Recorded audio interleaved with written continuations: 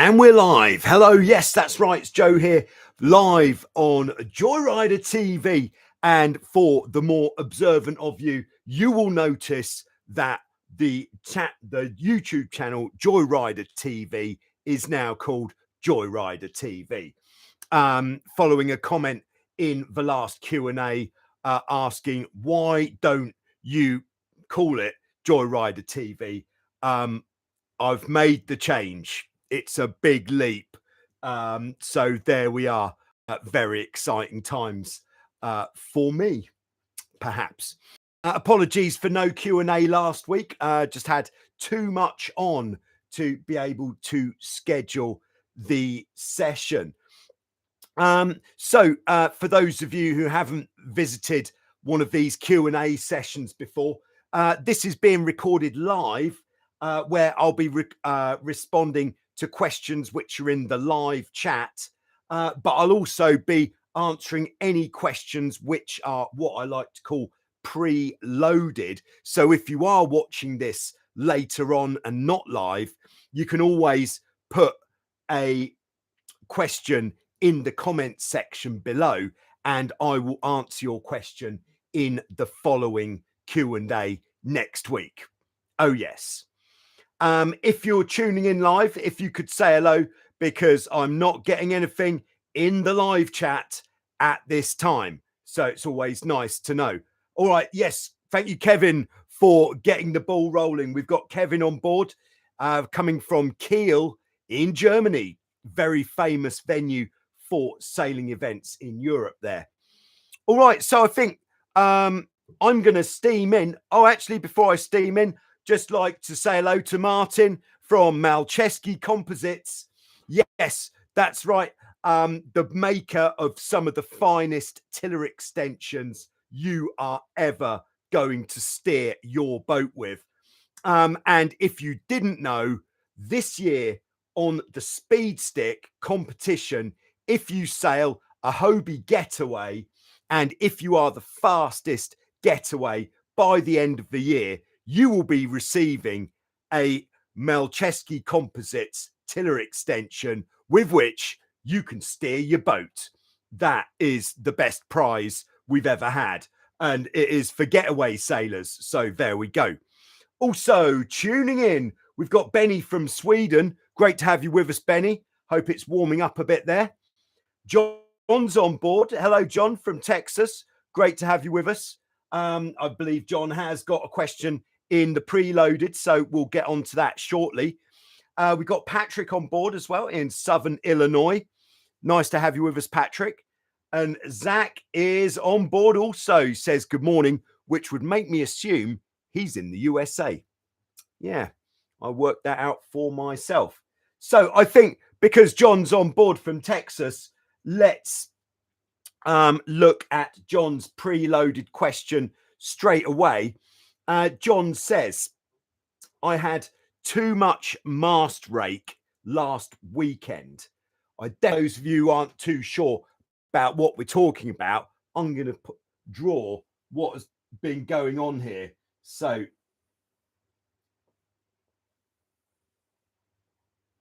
here's the boat, like this. Here's the mast. Now, if the mast rake is what we call the angle of the mast in relation to the boat. So if the mast was pointing up like this, we'd say we don't have any mast rake. And as we bring the mast back, we'd say our mast is raked backwards. So if the mast's raked back a lot, it would be like this. Now, so when the mast is raked back a lot, what it means is two things mainly. One is that the boom becomes very low, which means you haven't got much space at the back of the boat for pulling the main sheet in. Now, what that means is you're not going to get much tension in the back edge of the mainsail. And the second thing that putting the mast rake back more is going to do is it's going to bring what we call the center of effort of the rig. The center of effort is where the majority of the power is coming from in the rig. So it's going to bring the center of effort. Let's say the center of effort is kind of here. It's going to bring that further backwards, which is going to put more load on the rudders. So it might make the steering feel quite heavy. And the boat is certainly going to want to head into the wind more when you have the mast raked back a lot, because the center of effort is moving backwards in relation to the center of lateral resistance, which on a boat like this, like a Hobie 16 or a Prindle 16, let's say, the center of lateral resistance is this whole section here. So let's say the center of that is here. So if we move this back behind the center of lateral resistance, it's going to push the boat up into the wind more, making you have to pull on the rudders to go in a straight line. There we go. So that is an explanation about the background to the question. So is having the mast raked back a lot going to make it more difficult to tack? Yes. Now, there's two parts to the tack that we could say. The first part is when we're heading up into the wind. So having the mast raked back a lot is actually likely to help you when heading up into the wind. So if this is the wind just here,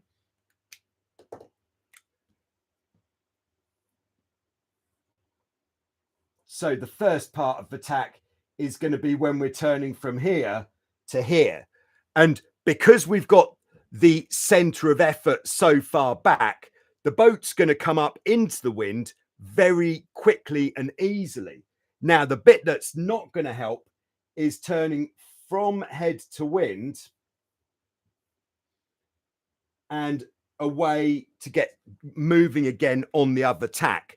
Now, the reason this is going to happen is, again, because the mast is so far back, it's meaning that even when you let the main sheet out, the boat is still going to want to head up into the wind more and not come away from the wind. So that is why having too much mast rake isn't going to help you tacking.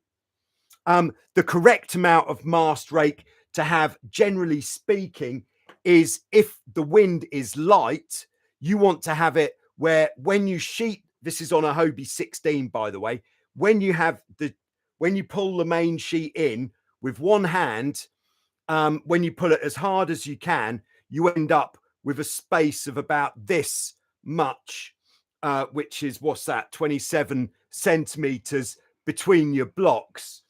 And then when it's windy, you bring the mast back a little bit more so that when you pull the main sheet in really as hard as you can, you actually get the blocks to come together on a Hobie 16. There you go, John. I hope that helps. Yes, there we are. So I see we have got more action in the live chat. So saying hello to everyone who's tuning in. We've got Alan on board, remembering several happy holidays. Vasiliki, yes. Nice to have you with us, Alan. Glad you could tune in. Yeah, I'm not actually in Vasiliki at the moment. I am just up the hill from Vasiliki in the all-new Joyrider TV studios. Oh, yes. All right, we've got Andreas on board from Frankfurt, Germany. Always great stuff you're doing. Thank you, Andreas. Glad that you're enjoying it. You may have noticed of late there has not been much in the new content department on Joyrider TV. Now, there's two reasons for that. First reason is that for the first few weeks since we've been open, the weather has been pretty poor. So it's like the opposite of champagne conditions. We had a lot of rain not particularly good wind. And to be honest, reason number 2, had so much work to do in the preparation of all the boats on the beach that there just wasn't time to be putting any videos together. So there we go. All right, we got Bent on board. My mast bent to one side if the sail is on the top. Is that a problem? My mast bent to one side if the sail is on the top. Is that a problem? Yeah. So if your mast is bent sideways, the main problem with that is going to be, yes, if you're racing, then you are going to lose some performance, especially when the mast is bending away from the side that you're on. But the main problem with having a bent mast is it's going to prevent your mast from rotating correctly when you change tack. So it is worth having a go at straightening the mast. Do check out the video on straightening the mast, but take it a little bit easy with your mast, especially if it is quite an old one. Like when I say old one, I would say more than 15, 20 years old. Then just get on it and bounce gently. Don't give it 100% beans immediately, because well, firstly, I don't want to be responsible for you damaging your mast, so you can't use it. But just take it easy to start with, and then just, rather than bouncing it harder, perhaps get a second person to sit on the mast with you to see if you can get the bend out. But check out the video on that. All right, Cucks Ollie is on board. Nice to see you. Nice to be here. I always feel a little bit empty inside if I can't make it to the Q&A. So it is nice to be back. In fact, at this stage in the game, if everybody who is... Sorry, I've got a fly. If you're wondering what these random hand movements are. If everybody who's with us at the moment could whack the like button, that would be very handy, because that means that this presentation will be presented in front of more people who could benefit from these golden nuggets of information that I am delivering right now. Thank you. All right, John says, yes, the steering was heavy. Tacking was extremely difficult, had to jibe. Yeah, so there we go. If you have your mast too far back, especially on a boat with asymmetric hulls like the Hobies or the Prindles, it is going to make it very difficult to get away from the wind. And also, stalling is going to be much more frequent. Stalling is what we call it when you just can't get the boat to go forwards. Hobie 14 sailors will be quite familiar with this phenomena. All right, we've got Jens on board. Hello, Jens. Great to have you with us. Jens is a channel member. Nice to have you as a channel member, Jens. You too can become a channel member. Just check out channel memberships at the bottom of any video. There you go.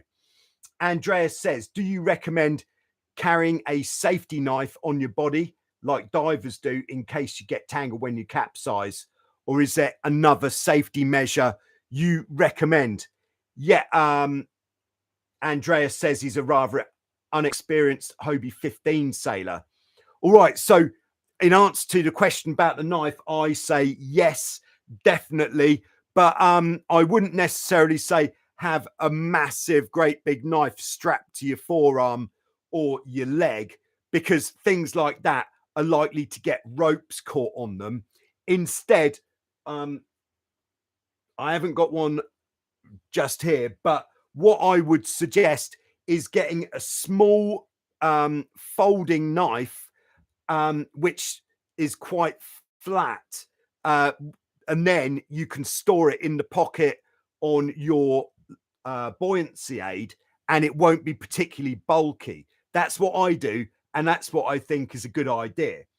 I'm going to be updating my Amazon store this weekend, so I'll do some more research and find the right knife for your buoyancy aid and make sure that they've got them in stock, because it is definitely a good idea. What could you use it for? Well, the sort of most sinister, the bad reason that you might have to use one is if your boat is upside down and either you or your crew are caught underneath the trampoline and can't get out. Having a knife means you could cut through the trampoline, allowing them to come out from that very bad situation.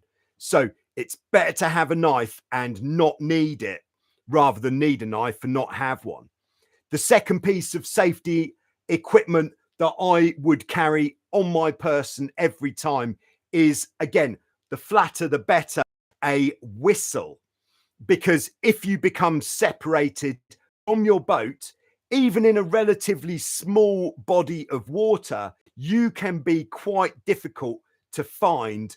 And if you're shouting or whistling without a whistle, you can get very tired very quickly. And to be honest, with a whistle, an actual whistle, you will be heard from a much larger distance. So I would say having a whistle on you is a really, really, really good idea.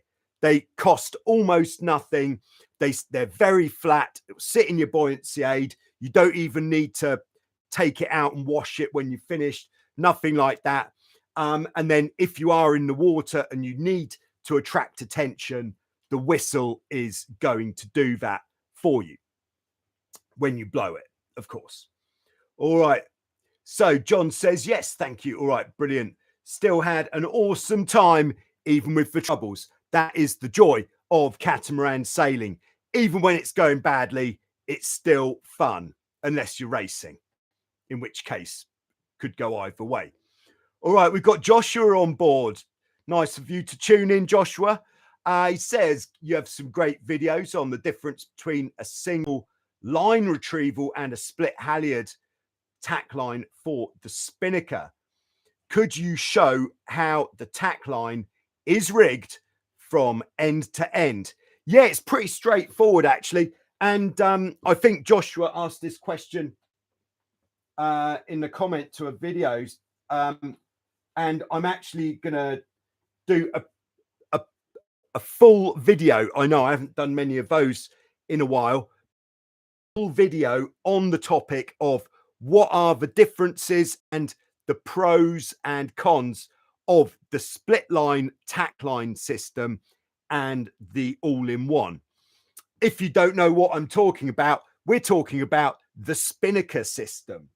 So if we draw our boat, it's a very simple boat today. There we go. And we have our spinnaker pole here.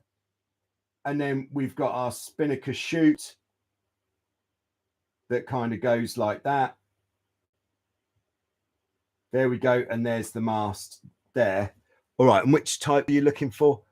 Could you show how the tack line is rigged from end to end? Okay. Yes. So the tack line on a split spinnaker system. So a split system is where you have the separate tack line. So the idea with that is that you'd pull the tack line out as you're approaching the top mark on a race course. And it means that you can get your spinnaker up more quickly once you've gone around the mark. It makes it a bit easier sometimes to get it up as well, because you're not trying to do it all at once. So the idea is it's faster with a split system. But the tack line on a split system, very simple. This is a simple method. There are more extravagant methods out there. But what you could have is a cleat on your front beam. You're not going to believe how simple this is. And then if this is the,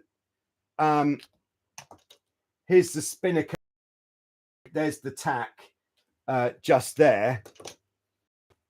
And then the line just goes from there around the pulley at the end of the spinnaker pole, and then straight back to the cleat. There you go.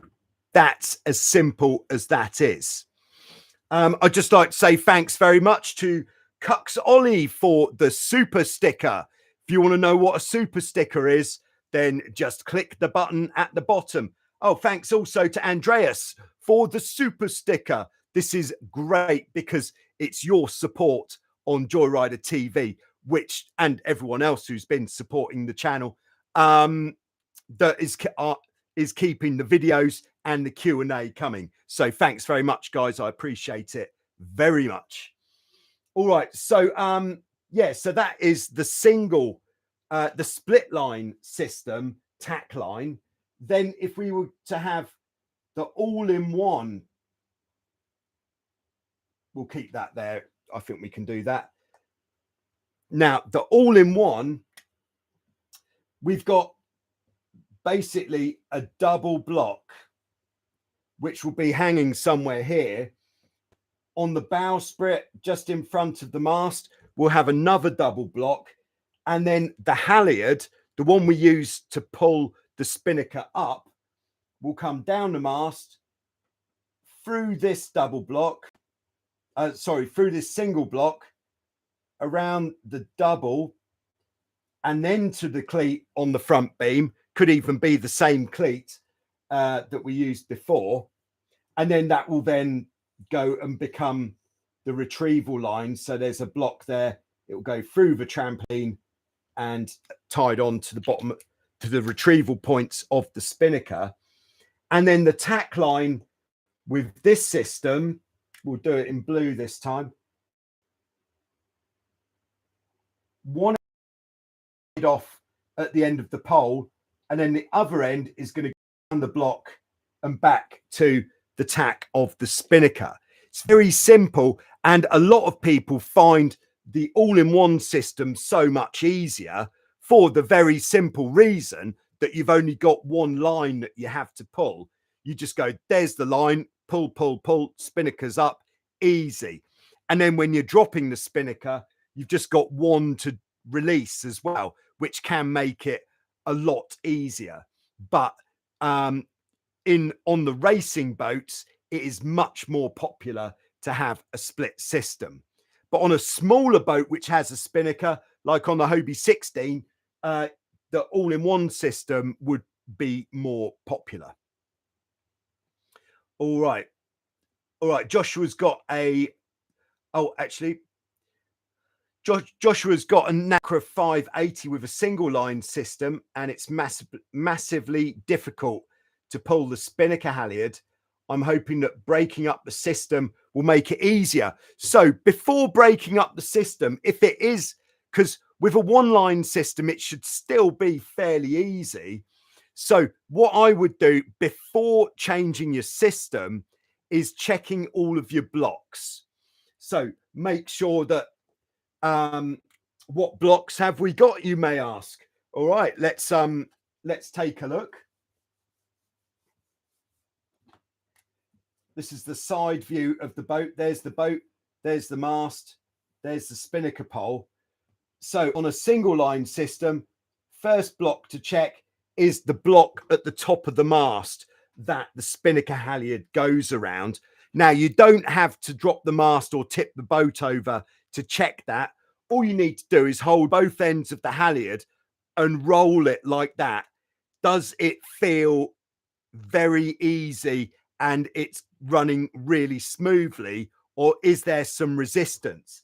Even if you feel a little bit of resistance there, when you actually have it under load with the spinnaker on there, it's going to be really quite difficult to pull your spinnaker up. So if your block isn't running smoothly, you do want to change it. Next block we want to check is the one on the pole.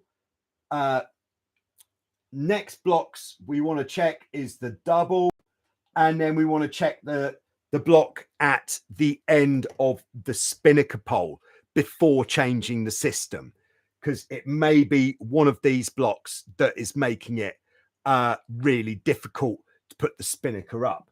The other thing that might make it more difficult is if your spinnaker halyard is too short, then it's going to be, when you're pulling it up, there's going to be resistance from the retrieval line kind of trying to pull it down at the same time. So on most boats that we talk about here, like the Nacra 580, I would say your spinnaker halyard wants to be around 22 to 24 meters. And then the last thing that you can have a look at, which would make it easier, is your spinnaker chute. So I'm guessing you've got some sort of opening and then a soft piece like a bag. Make sure the bag is tight. So you want to tie it back this way, usually to the end of the pole or the dolphin striker, because what we don't want is to have loads of creases in the bag, because each one of the creases we have in the bag is going to add friction. So what we're trying to do is eliminate any friction from the system. There we go. Sorry, I've got a fly. All right. Bonus question from Joshua. Can you give some tips on how to mount pivoting block to the mast? I never drilled into my mast. Woo. Bonus.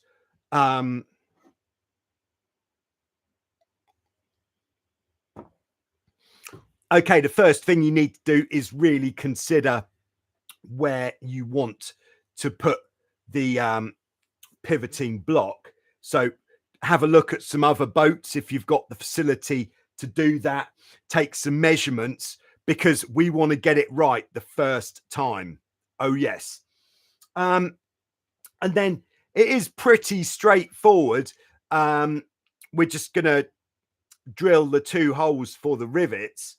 But what we want to do is, if we're using stainless steel or inox rivets on an aluminium mast, or if you're using a stainless steel or inox fitting on an aluminium mast, you want to, when you're putting it onto the mast, use some sort of barrier paste. And that will prevent the chemical reaction from going on between the aluminium and the stainless steel. I believe that's called electrolysis. Is that right? I think it is. Yeah, so definitely use some sort of barrier paste. And then the ideal thing to do is, when you're riveting the fitting into the mast, what Hobie use, which are really good, is, if this is the rivet, I don't draw a lot of rivets, but yeah, it's a little bit bent. So if that's the rivet, then as well as the rivet, to make the hole that you've drilled waterproof, watertight, you can get these kind of things that are large, generally called top hats, which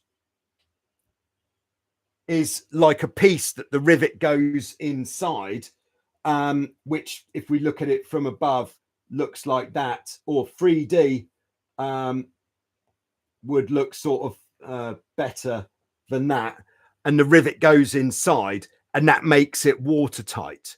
Also use some sealant when you're doing it as well, because what we don't want to do is increase the chance of any water getting in the mast. Okay, so back to Bernd, who has the slightly bent mast. He says it's slightly bent if the sail is on top and it's rotated, but I'm scared of that the mast is bent permanently. Yeah.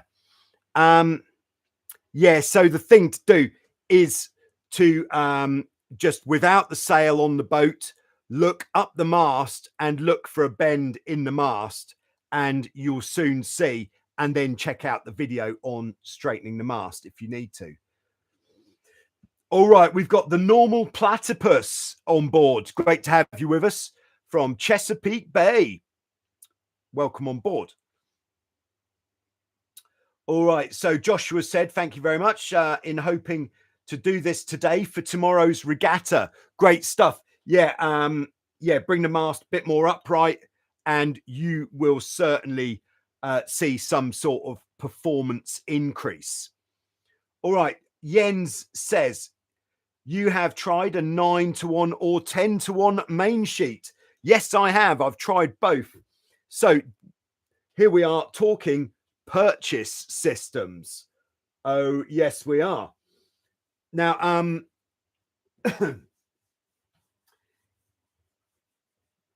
basically, the way that purchase systems work is the more, so when we talk about them, so very standard on the smaller boats would be a 6-to-1, which means we've got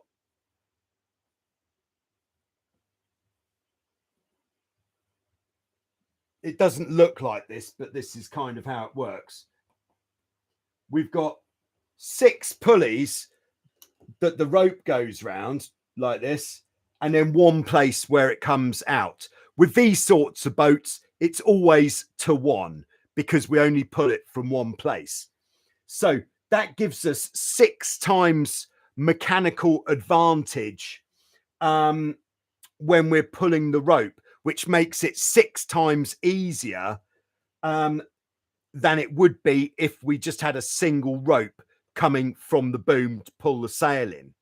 Now, what it also means, now I haven't done the research on this part, but it means we've got to pull, if we want to move the boom, let's say from here to here, we're going to have, with a 6-to-1, we're going to have to pull more rope than we would do if we had less purchase. So if we had a 5-to-1, a 3-to-1, or a 1-to-1, we would have to pull, we're going to have to pull more rope to move the boom the same amount. Does that make sense? So as we increase the number of pulleys, so we could go for a 7-to-1, we're going to have, it's going to be easier to pull the sail in, but we're going to have to pull more rope to move the boom the same amount. And as we increase the amount of purchase, we're just going to, that's going to keep going up, but it's going to get easier. So because of this, on the bigger boats like the F-18, the Tornado, you're more likely to be sailing with an 8, 9, 10, or even as much as a 12-to-1. Whereas on the smaller boat, 6-to-1 is generally the industry standard there. The other thing with adding purchase is when you let the mainsail out, there's a bit more friction, so the sail won't go out as easily. There we go. Again, I'm actually planning to make a video on this where I'm going to do some actual scientific testing. I'm sure anyone from the science department could just say, no, you don't need to do that. You just do the maths.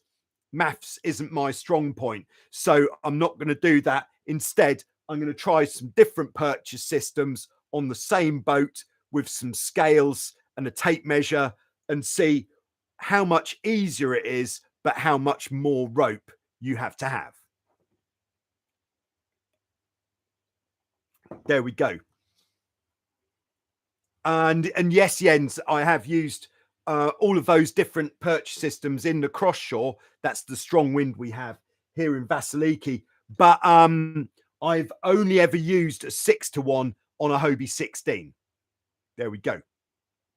All right, we've got, thank you very much, Joshua, for your super sticker. That is very kind of you. I'm glad to be able to help. Right, we've got Ryan on board from Hawaii, from Maui, Hawaii. He says it's the weekend and schools are out for the summer. Oh my goodness. Yeah, in Greece here, I think it's only another 2 weeks or so before the schools stop for the summer. So exciting times there. All right, Kevin says, I added a spinnaker to my Hobie 16. It's a classic system with a single line and the spinnaker bag on the trampoline. Yeah, so there are 2 types of spinnaker system generally. One which we were just talking about with the chute, and the other one with a bag that sits on the trampoline. Bit more difficult to use, but but another viable system. Should I use a retrieval line too, or is it not needed with this system? Haven't tested it out yet. All right, so yeah, with the bag system, you don't need a retrieval line. Instead, when you're wanting to recover the spinnaker, all you need to do is take the boat downwind, so the wind's almost behind, and then the crew takes the spinnaker sheet and actually pulls it like this until the sail is in your hands. Once the sail's in your hands, we then release the halyard and then we pull it down and then in. Or is it in and then down? I haven't done that for a while. I think in and then down. That will stop it from going in the water. If you check out from last year, I was sailing on a classic Tiger, which had the bag system. So check that out. I did go through the procedure of using the bag.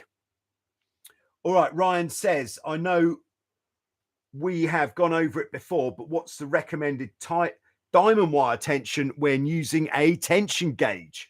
All right, and in fact, we can combine this with a question from, all right, this is a tricky name actually, Zwembadbauer.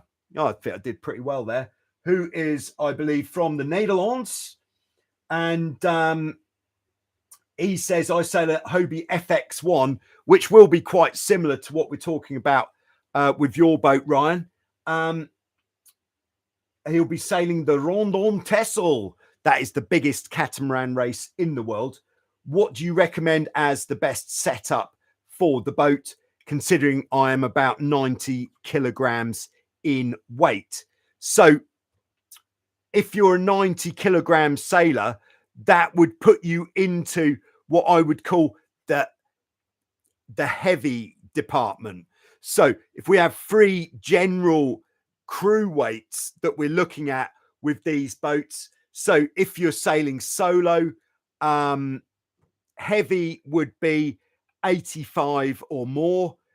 Medium would be, I would say, 70 to 85. Light would be less than 70. If you're sailing a double-handed boat, light would be less than 140, medium up to 160, and then heavy would be 160 or more. That is, of course, in kilograms, because over here we are metric. Sorry for all you pounds lovers. All right, but anyway, so Zwembadbauer is in the heavy department. So boat setup. First one we're going to do is the spreader rake. Now, the spreader rake, if we look at the mast from the top, on the more, let's call them sophisticated boats, we have these parts on the mast called spreaders. So that's a top-down view. If we look side on, there's the mast, and the spreaders would be kind of 3D like that, and there's the one from the other side like that. And we can move the spreaders so they go backwards, or we can put them more in line with the mast. So what we want to do is have what we call spreader rake, which is to have the spreaders so that the tips are slightly behind the line of the back of the mast. So in fact, what we'll do is we'll have them back a little bit. And then in the heavy department, we want to have a spreader rake of 5 centimeters. So if the way we measure it is, if we take a straight line between the diamond wires just below where the tips of the spreaders are, and then we measure the distance between this straight edge, maybe a batten, and the trailing edge of the mast, that is what we call, that is how we measure our spreader rake. So if you're heavy, 5 centimeters, medium 6, light 6.5.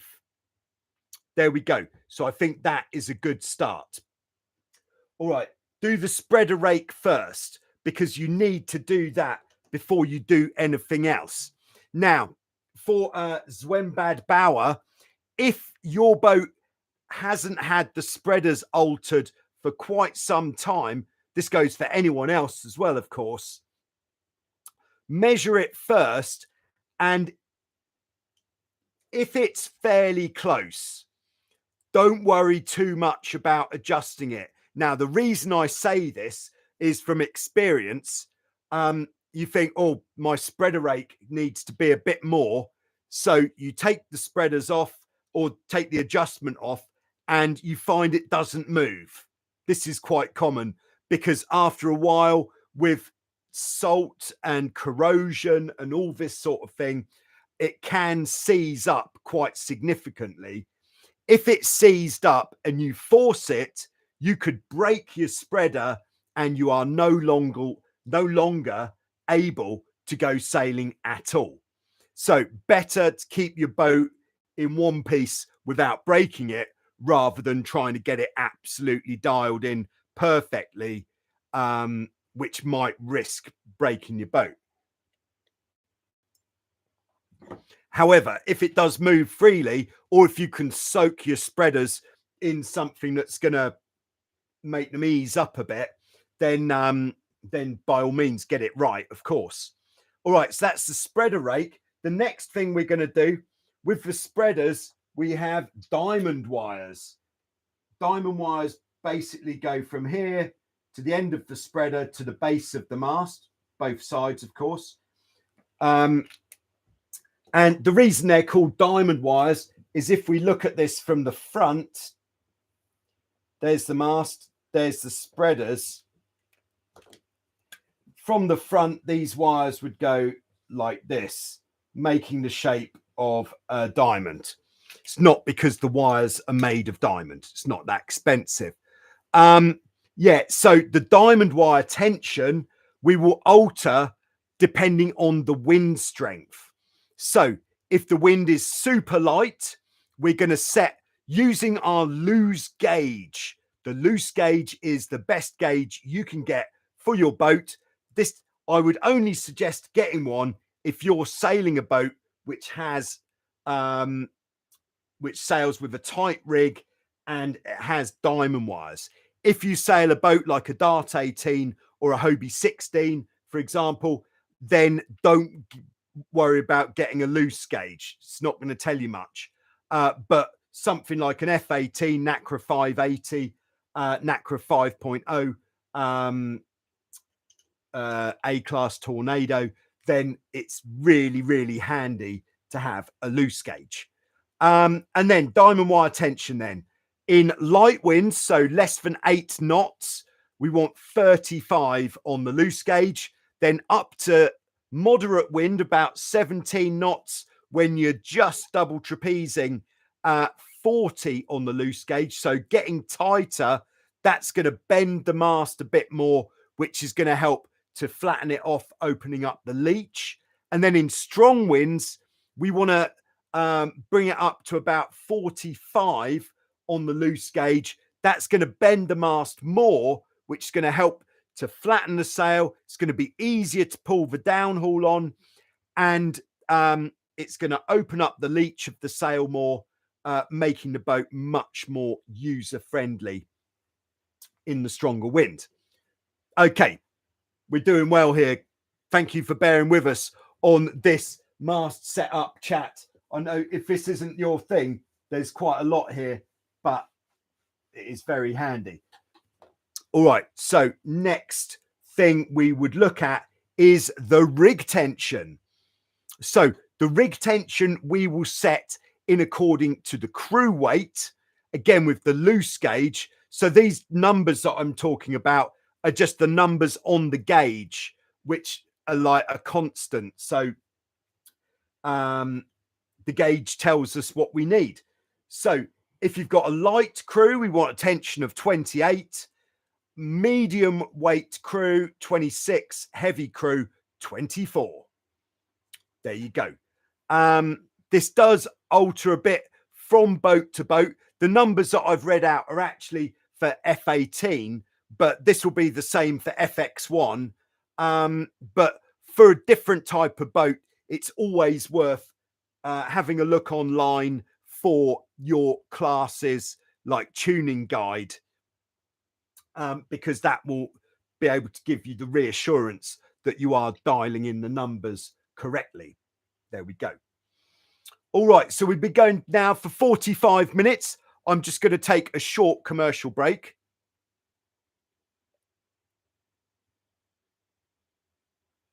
Okay, and we're back in. So in the live chat, we've got Ashley Allen on board. Quick question. Are the 16 and 14 rudders the same size? Yes, they are. Thanks for a quick question. We've got Lau on board. Hello, everyone watching from Cape Town, South Africa. Lekker brew. Good to have you on board. Right, we've got Chaz on board as well. Any recommendations on form a technique coming off the trapeze for a 90 kilogram sailor going around the mark? Yeah, I'm also a 90 kilogram sailor. So one thing that makes it much easier when you're coming in off the trapeze is to have a bit of heel on the boat. If the boat is dead flat, then when you try to get back in onto the trampoline, you're having to kind of pull yourself upwards, which requires a lot of effort. Whereas if the boat has still got a bit of heel, so the hull is lifted slightly, it is so much easier coming in off the trapeze because you're going downhill rather than uphill. So what I would do is come in off the trapeze just before you get to the mark if you are kind of finding it difficult coming in. If you're finding it a bit easier coming in, what I would do is as you come up to the mark, one thing that can make it easier actually is move back on the boat as you go around the mark. And by going back on the boat, first thing is you're stopping the bows from going in. But the second thing you're doing by moving backwards is you're shortening your trapeze length because you're moving further away from where the trapeze is anchored. And by doing that, it's going to make it much easier to get in, even if you're still going upwind and you want to come in as the helm, especially move back on the boat a bit. That will lift you up a bit, making it easier to come in. There we go. I hope that helps. All right, we've got a bit of South African banter going on in the live chat. It's great to have some South African sailors on board. There's not so many who tune in, but great to have you with us. Luke is with us. Can I sail a Hobie 18 with 4 adults? Yes, but it depends on how big they are. I would say what would be the most weight that you'd want to put on a Hobie 18? Probably not too much more than about 220, which would be, is that 440? I'm just putting it in to the master computer here. 485 pounds. So don't go for much more than 485. If the wind's light, then it's much more feasible to just go for a jolly with a load of mates on your boat. But as the wind gets stronger, there's not so many viable places for them to sit. But also, if you're loading your boat up with weight, your boat is going to sink down in the water much more, making it much more likely that you're going to stick the nose in and flip it.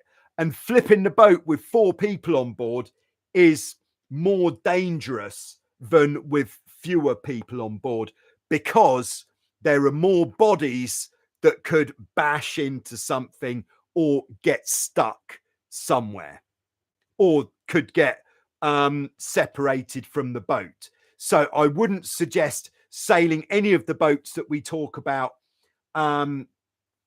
with 4 big people on board in a strong wind, but in less wind, when you're less likely to capsize, then it is more feasible. There we go. All right, so we've got Max on board. Hello, Joe and Cat sailors around the world. 8 more days till entering the plane to Wildwind Beach. All right, nice. Looking forward to you, Max. Toby's with us. Toby's just bought a Hobie 15. Yes, good choice. Would love you to... I've got to fly. Sorry. Would love you to do a video on setup and how to get the most out of the boat. Yeah, that is a fine suggestion. In fact, what I'm going to do, even as we speak, I've got a file that I call videos to make. And I'm just adding that to this file right now. Hobie 15 set up and stuff. All right. That's a good name for that video. Yeah, so I'll get onto that once a bit of time comes my way. All right. So if at this stage in the game we could have no further questions in the live chat, just because I've still got quite a few preloaded questions to go through, and we are fast approaching the hour mark. So Ashley Allen says, have you ever snapped your trapeze wire while hanging off the side? Yes, I have. Yeah, and strangely enough, you end up in the water. Now, the trick when your trapeze wire snaps is to let go of the tiller extension if you're helming the boat. If you keep holding on to the tiller extension, it's not going to end well. If it's a fiberglass tiller extension, you're going to break it. If it's a carbon tiller extension, you're going to break it. If it is a metal tiller extension, you're at least going to bend it. So let go of your tiller extension, but hold on to your main sheet. But this does require some pretty fast reflexes. But when you just get dunked in the water, I think you'll know what's happening at the time. All right, Toby says, absolutely love your vids. So much info. Thanks very much, Toby. Glad you enjoy them. All right, back into the live chat for the final stretch. Hope everyone's having a lovely time. Please don't forget to hit that like button, because that helps for this to be promoted to more people who could really do with some of this red hot information. All right, so we've got Cody from Pensacola, Florida. He's got a Hobie 6. Sorry. Oh, that was really bad. Sorry, shouldn't have said Hobie 16.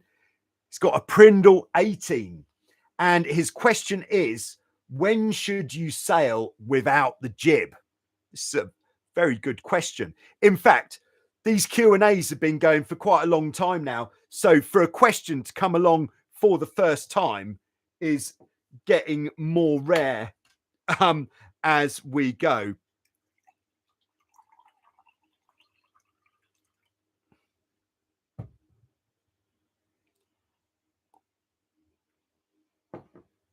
So I would say if you're sailing solo and it's windy enough so that the jib could pull you over, then that would be a good time to start considering sailing without the jib.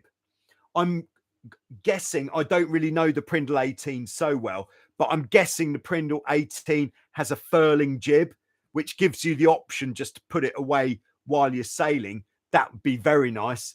But when you're sailing on your own, if it's trapezing conditions, if there's enough wind to trapeze just with the mainsail, I would say you're going to have a better time not taking the jib with you. And then if you're sailing with 2 people or more, I would suggest if the wind is really strong, or perhaps you're sailing with a very inexperienced crew, then would be a good time to leave the jib behind, so that you can just focus on having a good time. Sometimes I find with a jib which isn't fully battened, if the crew is less experienced and it's really strong wind, it can actually detract from your sailing experience the noise of the jib flapping. Because when it's really noisy on the boat, most of the noise does come from the jib. If it's noisy on the boat, it'll be a lot more intimidating for a less experienced sailor. So perhaps that's a good time to leave the jib behind. I hope that helps. But if the wind is light, take the jib. All right. So next one in the preloaded is from Wolf in Germany. Wolf asks, do you or don't you change your Cunningham setting or downhaul every time you change your point of sail? So when the wind is light, you wouldn't change your Cunningham setting from sailing upwind to downwind, because when the wind's light, you'll have your downhaul set to a minimum amount and you're not going to pull it on anymore when you change course. However, when the wind is strong and you've been sailing upwind with the Cunningham on maximum, so if you're double trapezing and you're able to lift the hull, when you get a gust, more Cunningham is going to make the boat go faster rather than easing sheet. So if you're overpowered when it's windy, maximum on the Cunningham or downhaul, sailing upwind, it's going to flatten the sail. Center of effort is going to come down and forwards, giving you more forward drive, and got to fly. You will go faster. Now, this is where you are going to change the Cunningham or downhaul when you change point of sail. When you sail more away from the wind, so if we go to the big example of you've been sailing upwind and you're then about to go onto a downwind leg, you want to ease the Cunningham off to probably about half when you're going downwind. So this is going to put a lot more curve into the sail for the downwind course. And basically, the slower the boat is that you're sailing, the more you want to ease the downhaul for downwind sailing. This is because on the downwind course, you're going to have much less apparent wind than on the upwind course. So the wind is going to be moving more slowly over the sail. And to keep the sail working effectively, you want more curve. A good example somebody mentioned to me today was Eric who mentioned this to me today. He said it's like on an aeroplane wing. When the aeroplane is going slowly, they put more curve into the wing, which makes it more efficient at slower speeds. This is the same for downwind, because although your boat is going faster, the actual apparent wind, because you're going in the same direction or thereabouts as the wind, is going to be much lower. So you need more curve to maintain that level of efficiency. Also, if you are sailing in strong winds especially with an aluminium mast, and you're turning from upwind to downwind on a powerful boat like an F18, not so important on a Dart 18 or on a Hobie 16 Prindle 18, is before you bear away, easing the downhaul before you bear away is going to take the compression off the mast, meaning it's going to be much better for your mast and you're going to be less likely to break it. There we go. All right. So next question from Wolf is, he's just started Jenica or spinnaker sailing. Let's not get into the what is a Jenica or a asymmetric spinnaker chat just now. We've been there before. He says, what could be the reason for not getting much speed, even though he's got his Jenica up and there should be enough wind. Now, the biggest reason for not getting enough performance when you've got your spinnaker up is that it is in too tight. So if you want to slow down, pull your spinnaker in too tight, and that is really going to slow you down. So how do you choose how much to have the spinnaker in? Well, you want to be constantly letting it out, watching the front edge of the spinnaker, and when it curls, that is just a little bit loose. So then you bring it in a little bit and you wait, and then you let it out a little bit. Watch for the curve. Bring it in a little bit, let it out a little bit. So the spinnaker wants to be moving a lot more than the other sails, because if it's too tight, you're going to go well, it's going to slow you down. The other thing that can slow you down, but it's the same with or without a spinnaker, is if you're sailing too far downwind. So when you've put the spinnaker up, just very gently bring the boat up towards the wind. And if we've got it trimmed correctly, so not too tight, you will definitely feel a point where the boat picks up speed, and that is going to be your starting point. There you go, Wolf. I hope that helps. All right. So back to Jens in the live chat. Do you have a 9-to-1 main sheet in Vasiliki so I can try it on in the heavy wind on a Tiger? Yes, I do. Yeah, most of our Tigers are fitted as standard with an 8-to-1, but yes, we my blocks from Bad Boy 94 are a 9-to-1, and you're welcome to try those ones. And I think we have got a 10-to-1 that you could try as well. Okay, so next question in the preloaded is from Balaz, who's got a Hobie 16. He says it's difficult to put the rudders back down after hitting the bottom. So if they've popped up, how can you make it easier to put them down? So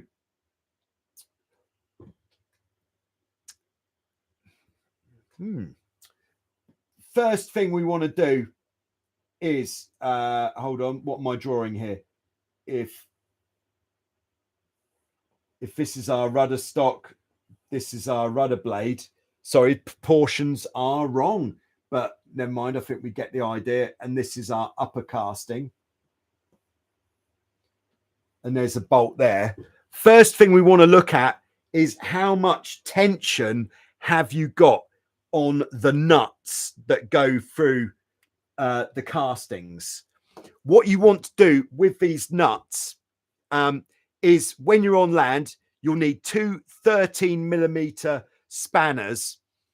Is when you lift the rudder blade, when you drop it, the rudder blade should just be resisted slightly by the tension on the bolt there. So if it doesn't drop down at all, then that nut is too tight. The nut and bolt going through there is too tight. And then with the top one, same kind of vibe, but instead when you lift the tiller arm and you let it go, it should just be resisted a little bit when it goes down. That is your bolt tension. And then the other thing that can make it easier putting the rudder down after you've touched the bottom is if this is a view of our rudder system from above. So this is the tiller connecting bar, and then these are the tiller arms.